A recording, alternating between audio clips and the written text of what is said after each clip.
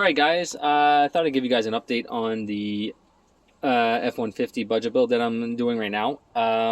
This is turning into more of a budget nightmare than a budget build, but at the same time it is a 2005, it does need work, and I knew that when I purchased it. I just didn't know to what extent, and I'm starting to figure out why the guy let it go so cheap.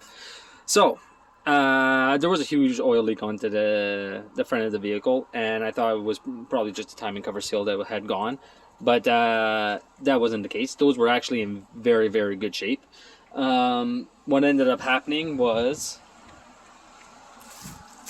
the timing cover, the tensioner pulley for the belt actually ate through the timing cover, and that's where my oil leak is coming from. And as you can tell, there is quite a large oil leak going on.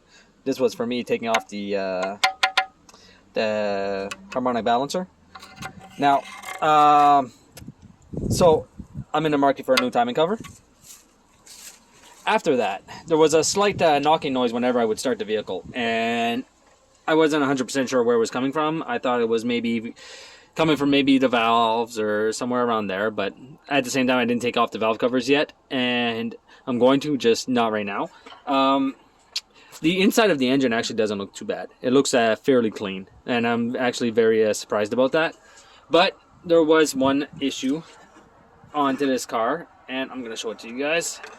So we have a chain that is completely slack, and as you can see, there's little shiny parts onto that chain, and that is from the chain not mating onto the cam phaser properly. Now, from there, the issue why the chain is so slack is because I'll try to give you guys a view of that. The tensioner is actually not holding its position when the engine is turned off. So if I go like this, and I add a little bit of force, the tensioner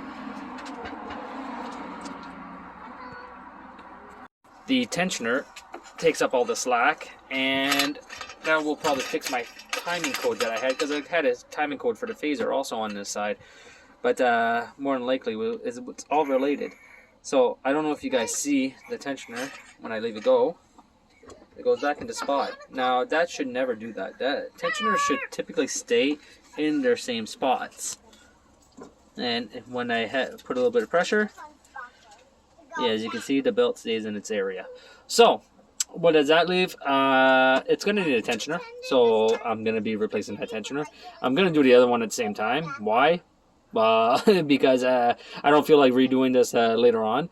The chain on this side isn't too bad. It is grooved a little bit, but it's still going to mate properly onto the cam. If there are issues later on, I will address that later. But like I said, I'm trying to keep this down on cost as much as I can. I know that there are issues with the lifters for the cams that actually tend to pop out unless they have the updated model.